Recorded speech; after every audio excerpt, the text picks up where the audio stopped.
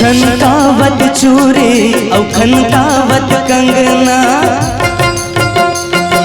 छनकावत चूड़ी और खनकावत कंगना, आवे वो गोरे आवे मोर अंगना, आवे वो गोरे आवे मोर अंगना।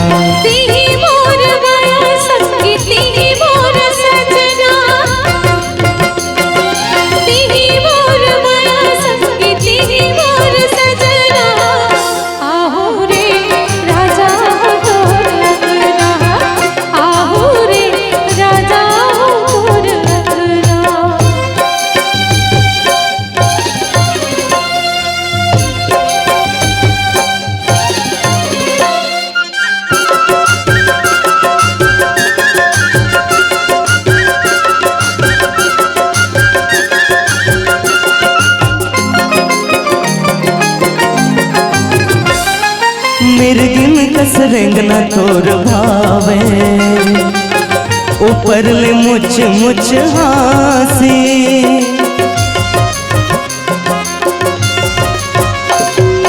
मया माथा वाए का मतौना, लागे मूला मतासी, छोड़े कबू छूटे जन, छोड़े कबू छूटे जन, ये पीरित के बंधना, आवे वो गोरे आवे मोर अंगना, आवे वो गोरे आवे मोर अंगना।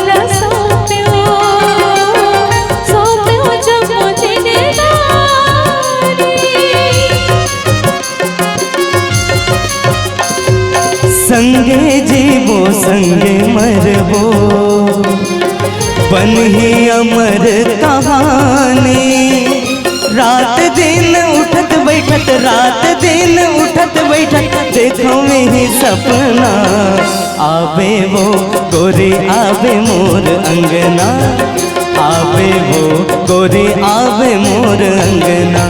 छनकावत चूड़ी और खनकावत कंगना,